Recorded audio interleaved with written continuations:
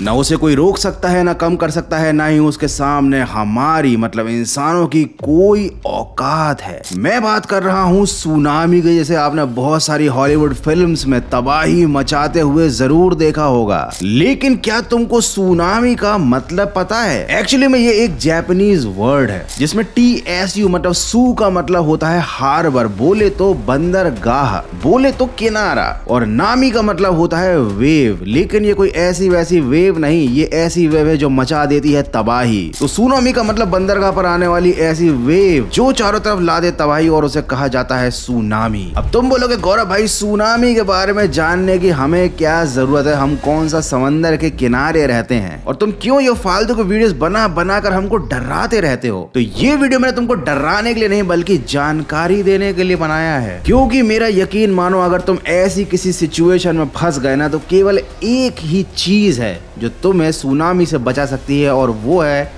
Knowledge. तो अगर तुमको अभी भी मेरी बात पर यकीन नहीं है तो इस वीडियो को देखो, क्योंकि वीडियो के स्टार्टिंग में ही मैं तुमको एक ऐसी कहानी बताऊंगा, मतलब सच्ची घटना बताऊंगा, जिसे जानने के बाद तुम्हारा भी दिमाग घूम जाएगा। तो फटाफट से पहन लो अपने स्विमिंग सूट को, क्योंकि हम चलने वाले हैं प्रशांत महासागर के बीच पर बचने के लिए सुनामी से आज के तगड़े वीडियो में।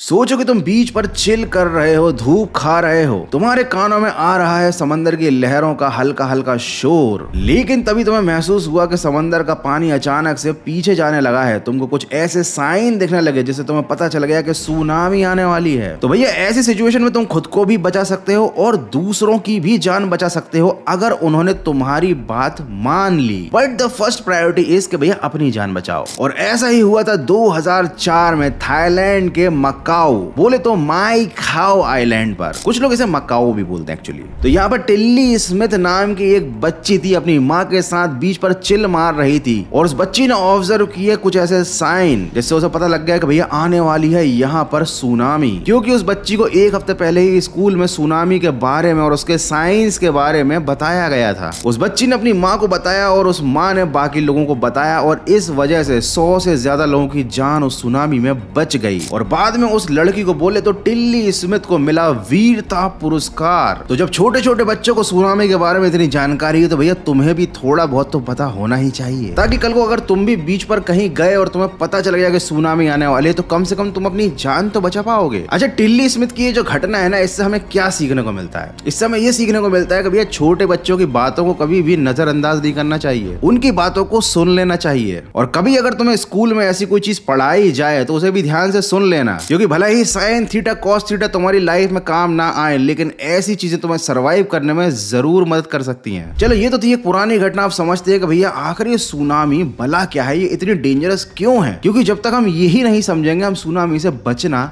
सीख नहीं पाएंगे। तो सिंपल भाषा में बोलूं तो सुनामी कुछ भी नहीं है, पानी की लहरें हैं जिनकी तेज स्पीड होती है और हाइट नॉर्मल वेव से काफी ज्यादा होती है। और वो इसलिए होती है क्योंकि सुनामी समुद्र के नीचे होने वाले अर्थक्वेक, लैंडस्लाइड्स, वोल्केनिक इरप्शंस की वजह से बनती है। लिटुआ खाड़ी जो कि अलास्का के पास है, वहां पर सबसे ऊंची सुनामी आ चुकी है जिसकी हाइट थी 1720 फीट। अब देखो नॉर्मल वेव्स की हाइट भी 50 फीट तक होती है, लेकिन वो इतनी खतरनाक नहीं होती क्योंकि उनकी स्पीड होती है 50 माइल्स पर आवर तक। लेकिन जो सुनामी होती है ना, उसकी स्पीड बहुत तेज होती है, 500 माइल्स पर आवर से ज्यादा स्पीड हो सकती है एक सुनामी वेव की। तो अगर हाइट ज्यादा भी नहीं है ना, तो भी सुनामी की जो वेव है वो इंसानों की वाट लगाने के लिए काफी है। और आजकल तो इतनी सारी नई टेक्नोलॉजी आ गई है जिनकी वजह से पहले ही पता चल जाता है कि भैया किसी किनारे पर, समुद्र के किनारे पर वेव्स में कुछ हलचल तो नहीं हो रही, कहीं सुनामी तो नहीं आने वाली, कहीं अर्थक्वेक तो नहीं आने वाला। लेकिन भैया टेक्नोलॉजी अपनी जगह है, अपनी जान बचाने का ठेका अपने को खुद लेना पड़ेगा। एंड लिटरली आपको जानकर काफी खुशी होगी कि अगर आप सुनामी जोन में फंसे हुए भी हो तो भी आप इजीली सरवाइव कर सकते हो अगर आपको पता हो कि आपको क्या करना है। तो सबसे पहले तो अगर आप बीच पर हो और अगर आपको हल्का सा भी अर्थक्वेक महसूस होता है तो समझ जाओ कि भैया गड़बड़ होने वाली है, वहां से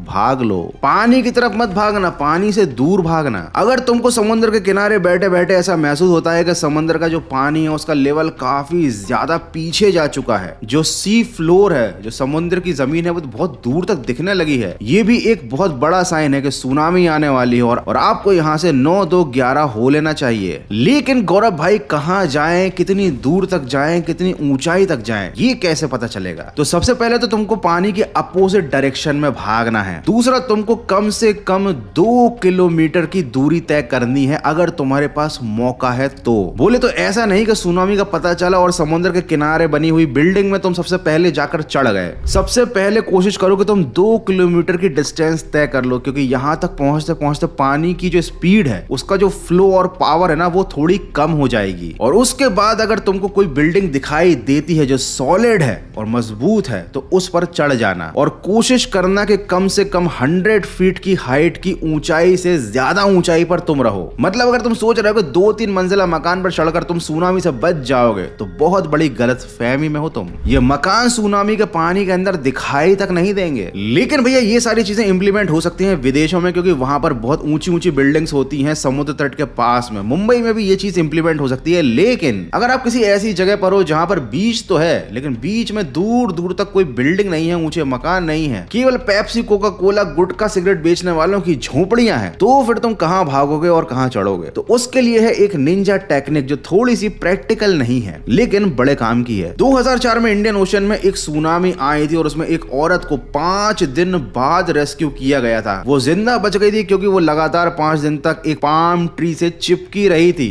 और उस पेड़ को पकड़ कर रखने की वजह से उसकी जान बच गई। तो ध्यान रखो, अगर तुम्हारे आसपास तुम्हें सुनामी महसूस हो रही है और तुम्हें देखने पर दूर दूर तक कोई बिल्डिंग नहीं दिख रही है, तो देखो कि तुम्हारे आसपास कहीं कोई मोटा मजबूत सा पेड़ तो नहीं है। अगर ऐसा पेड़ तुम्हें मिल जाता है तो तुम्हें उसको पकड़ लेना है, उसके ऊपर चढ़ जाना है और उससे तब तक नहीं उतरना है जब तक कि कोई रेस्क्यू करने तुम्हें ना आ जाए। याद रखो, समुद्र की लहरें कितनी भी तेज हो लेकिन जो पकड़ होती है ना पेड़ों की जमीन पर, वो काफी ज्यादा मजबूत होती है उनकी जड़ों की वजह से। तो हो सकता है तुम जिस बिल्डिंग पर चढ़े हो वो ढह जाए लेकिन पेड़ तुम्हें बचा सकता है, क्योंकि भैया पेड़ बहुत मजबूत होता है। हाँ, इस बात की कोई गारंटी नहीं है, लेकिन जब तुम्हारे पास कोई ऑप्शन ही नहीं है तो भैया फिर पेड़ को पकड़ने के अलावा तुम कर भी कह सकते हो। और अगर तुम किसी बोट में हो, समुद्र के बीचों बीच हो और तुम्हें पता चल जाता है कि सुनामी आने वाली है, तो गलती से भी अपनी बोट को किनारे की तरफ लेकर मत आना, क्योंकि ये जो सुनामी की वेव्स होती है ना, ये किनारे पर ही बहुत ज्यादा डेंजरस हो जाती हैं। किनारे से टकराकर इन वेव्स की हाइट और ज्यादा बढ़ जाती है। तो कोशिश करो कि तुम जहां हो वहीं रुके रहो या फिर और ज्यादा गहरे पानी में जाने की कोशिश करो, क्योंकि गहरे पानी में अर्थक्वेक और वेव्स का इंपैक्ट काफी कम हो जाता है। अब ये तो हो गई बात कि सुनामी क्या होती है, इससे कैसे बचा जाए, कैसे इसको पहले से डिटेक्ट किया जाए। अब जानते हैं कि भैया पेड़ पर चढ़ने के बाद या फिर बिल्डिंग पर चढ़ने के बाद भी आपको क्या नहीं करना चाहिए। सुनामी में एक के बाद एक बड़ी बड़ी लहरें आती हैं। ये ठीक वैसा ही जैसे अगर आप पानी में पत्थर मारते हो तो वेव्स का गोला बनता है जो एक के बाद एक किनारे की तरफ जाता है। तो अगर आप एक वेव से बचकर बिल्डिंग पर चढ़ गए हो या फिर अभी आप सेफ हो, तो आपको ओवर कॉन्फिडेंस में नहीं आना है, क्योंकि अगली वेव बहुत ही जल्द हिट करने वाली है और एक के बाद एक आने वाली इन वेव्स को कहा जाता है सुनामी वेव ट्रेन। और अगर आप ऐसी सिचुएशन में हो जहां आपने पेड़ पकड़ा है ना आप बिल्डिंग पर हो, तो आपको ऐसे किसी मलबे को, किसी लकड़ी के टुकड़े को, किसी फर्नीचर को पकड़कर या फिर किसी कार की छत पर चढ़कर अपने आप को सेफ रखना है जब तक कि आपको रेस्क्यू करने के लिए कोई ना आ जाए। और हाँ, ऐसी चीजों पर ही चढ़ें जो डूब ना रही हो, क्योंकि ऐसी चीजें खुद डर भी बन जाती हैं। जब सुनामी की अगली वेव आएगी तो ये चीजें खुद आपको तैरा कर अपने साथ दूर ले जाएंगी सुनामी वाले जोन से और आप और ज्यादा सेफ होते जाओगे। लेकिन ये तरीका तभी काम करता है जब आपके पास कोई भी ऑप्शन ना हो, क्योंकि अगर आप पानी के अंदर डूब रहे हो तो पानी के अंदर बहुत स्पीड से चीजें, मलबा, कचरा, लकड़ी के टुकड़े, पत्थर, ये सारी चीजें आपसे टकरा सकती हैं और आपकी पानी में ही जान जा सकती है। तो पानी से ऊपर रहने में ही भलाई है। भले ही कचरे के ऊपर टंगे रहो लेकिन पानी में जाने की गलती मत करना। और अगर तुम बिल्डिंग की छत पर हो तो ओवर कॉन्फिडेंस में मत आने कि भैया मैं तो बच गया। जब तक कि तुम्हें कोई रेस्क्यू करने ना आ जाए तब तक उस बिल्डिंग की छत पर टंगे रहना, भले ही तुम्हें 10 दिन तक खाने पीने के लिए कुछ नसीब ना हो, क्योंकि अगर तुमने नीचे आने की गलती की तो हो सकता है तुम्हारी की गई सारी मेहनत पर पानी फिर जाए। अब देखो, मैंने इसमें रेडियो वाला पॉइंट इंक्लूड नहीं किया है। रेडियो बड़े काम की चीज है, इससे आपको न्यूज मिलती रहती है, पता चलता रहता है कि गवर्नमेंट के जो रेस्क्यू प्रोग्राम है उनकी क्या स्टेटस है, कब आप तक मदद पहुंचेगी। बट आजकल हर किसी की जेब में स्मार्टफोन तो होता है लेकिन रेडियो किसी के पास नहीं होता। और जहां तक मुझे जानकारी है कि आजकल के स्मार्टफोन से भी रेडियो को हटा दिया गया है। और और जब आप ऐसी मुसीबत की जगह पर फंसे होगे तब ना आपका फोन बचेगा, ना उसमें नेटवर्क आएगा और ना ही आप रेडियो वाली ऐप को डाउनलोड कर पाओगे। बट अगर आप खुश नसीब हो तो आपके पास रेडियो हो सकता है, या फिर पुराने जमाने का आपके पास फोन हो सकता है जिसमें रेडियो हो। तो अपने फोन की, स्मार्टफोन की, जो भी आपके पास गैजेट है उसकी बैटरी को सेव करके रखना, क्योंकि इसी से आपको आने वाली मदद के बारे में जानकारी मिलेगी। ठीक वैसे ही जैसे कि तुम्हें जानकारी मिलती है गौरव भाई के वीडियोस से। तो सुनामी आकर जा चुकी है मेरे भाई, तुम बच गए हो, कांग्रेचुलेशंस। Thanks, love you